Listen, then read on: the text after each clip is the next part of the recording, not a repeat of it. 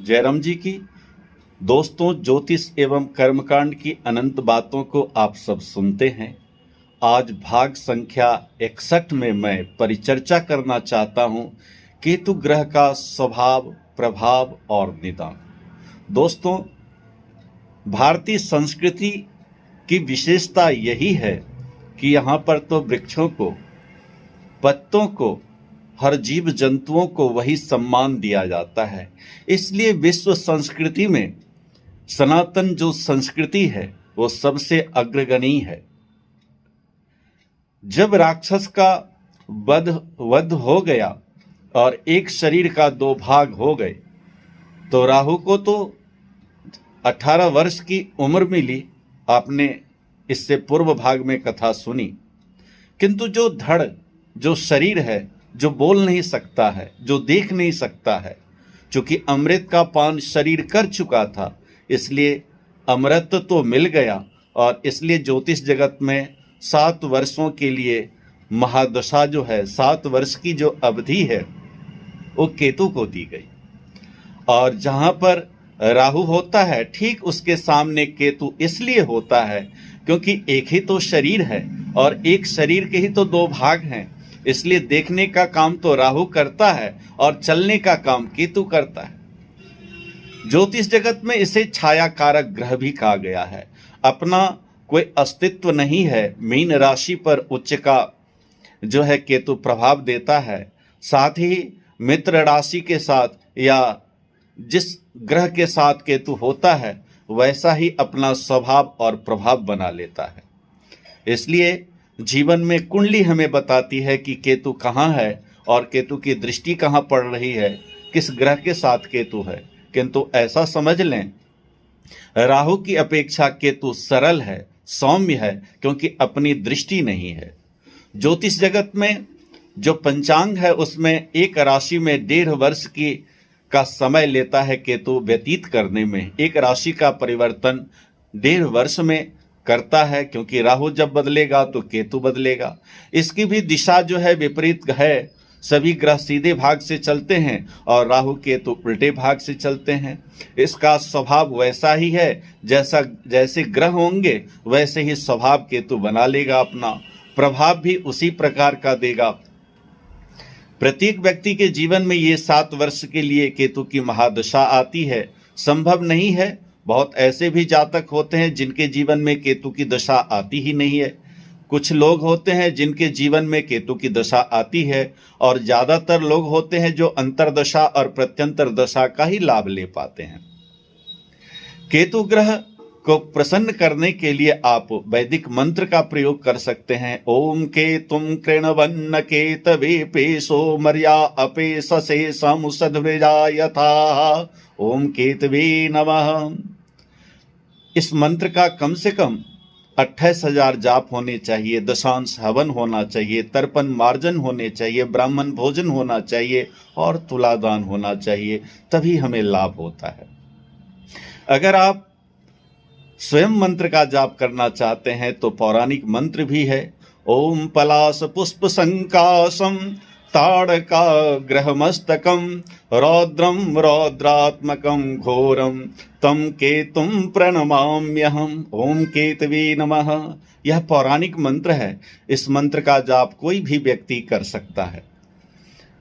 आप छोटे छोटे उपाय से भी आप केतु ग्रह को ठीक कर सकते हैं। शनिवार के दिन कुत्ते को कुछ खिलाने से लाभ होता है। शनिवार के दिन काली वस्तु का दान करने से लाभ होता है। शनिवार के दिन लोहा या कोई भी तेल या कोयला, सीमेंट, कोई भी चीज आप दान करते हैं तो इससे लाभ होता है। केतु ग्रह को प्रसन्न आप रत्न से भी कर सकते हैं।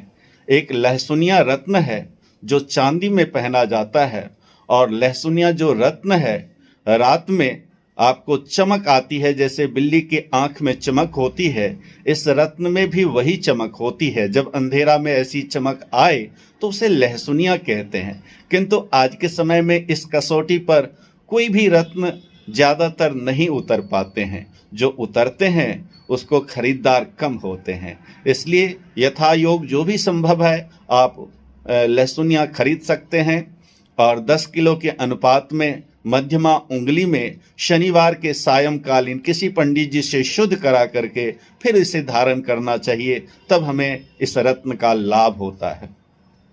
दोस्तों, जीवन में रत्न आप जब पहनते हैं तो दो बात का ध्यान रखें, सूतक और पातक। ऐसी स्थिति में रत्नों को उतार करके जाना चाहिए, अन्यथा रत्न दूषित हो जाते हैं।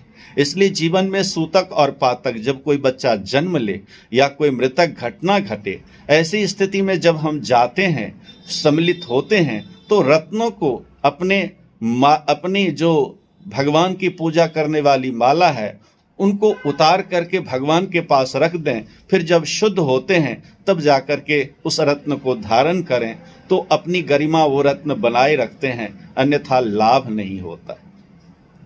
शनिवार के दिन आप जैसे शनि देव की आराधना करते हैं, वैसे ही केतु की आराधना से आप केतु का लाभ प्राप्त कर सकते हैं। दोस्तों, ज्योतिष जगत में जितनी भी बातें ग्रहों के लिए कही जाए बहुत कम है, क्योंकि यह अथाह सागर है और अथाह सागर में से कुछ कुछ अनुभव करना चाहिए। मैं इतना कह सकता हूँ कि ज्योतिष जगत जो है, वैदिक जो ज्योतिष जगत है, अनुपम उदाहरण है। इसमें तंत्र और यंत्र आ जाने से इसकी गरिमा थोड़ी धूमिल हो गई, वरना वैदिक शास्त्र या वैदिक ज्योतिष सच्ची निष्ठा, सच्चे अनुष्ठान, सच्चे विश्वास पर निर्भर है। यह किसी व्यक्ति ने इसका निर्माण नहीं किया है, ऋषि महर्षियों की अनुपम देन है। भगवान स्वयं ग्रहों से बंधे रहते हैं। इसलिए आपने कथा सुनी है, जब रावण का वध होने वाला था तब भी शनि परिवर्तन कर रहा था, क्योंकि रावण का जो राजमहल था उसमें समस्त ग्रह चाकर बनकर थे, यहाँ तक कि कुबेर देवता भी थे। और जब उनको निकाला, श्री हनुमान जी ने उन्हें जो है अलग करा, तब जाकर के जो है रावण के ऊपर भी श्री राम जी को विजय प्राप्त हुई। इसका अभिप्राय यही है, इस संसार में नियमावली का पालन देवों ने किया है, मानवों को भी करना चाहिए, राक्षसों ने भी किया है। और ये हमारे लिए, देव दानवों के लिए ही ज्योतिष का निर्माण हुआ है। समस्त सृष्टि इन्हीं ग्रहों से चलती है। समस्त सृष्टि में जो अधिभार है, जो जितने नियमावली है, समस्त सृष्टि में जितनी भी चीज़ें हैं, उन सब का कहीं न कहीं महत्व है। मैं आपको अगले भाग में ज्योतिष के बारे में और कुछ बातों को समझाऊंगा। इसी के साथ मैं आज अपने शब्दों को विराम देता हूँ। सिर्फ मैं इतना कहना चाहता हूँ, जीवन में किसी बात को जब आप पढ़ते हैं तो उसको सुने। मैंने बहुत सारे आलेख लिखे, लेकिन मुझे संतुष्टि नहीं मिली। मुझे लगा कि कहीं न कहीं कुछ कमी रह गई है, और इसलिए मैं मौखिक भी बताने का प्रयास करता हूँ। ये मेरे जीवन का अंतिम भाग है। मैं चाहता हूँ मैं रहूँ या ना रहूँ, लेकिन ये अजर अमर रहे और आपके जीवन में ये तमाम चीज़ें, तमाम बातें लाभ देती रहें। दोस्तों, जब मेरा बाल्यकाल था तो मुझे अनुभव नहीं था। जब मैं युवा हुआ तो तब जाकर के हमारी जो है पढ़ाई शुरू हुई। एक बात इसमें और ध्यान दें, जैसे 7 स्वरों में संपूर्ण संसार के संगीत हैं, आप 10 ठाठों का निर्माण 7 स्वर में हो गए, सा रे ग म प ध नि सा। इसी में कुछ स्वर तीव्र हो जाते हैं, कुछ स्वर कोमल हो जाते हैं, किंतु 7 स्वरों में ही अनंत रागों का निर्माण हो गया।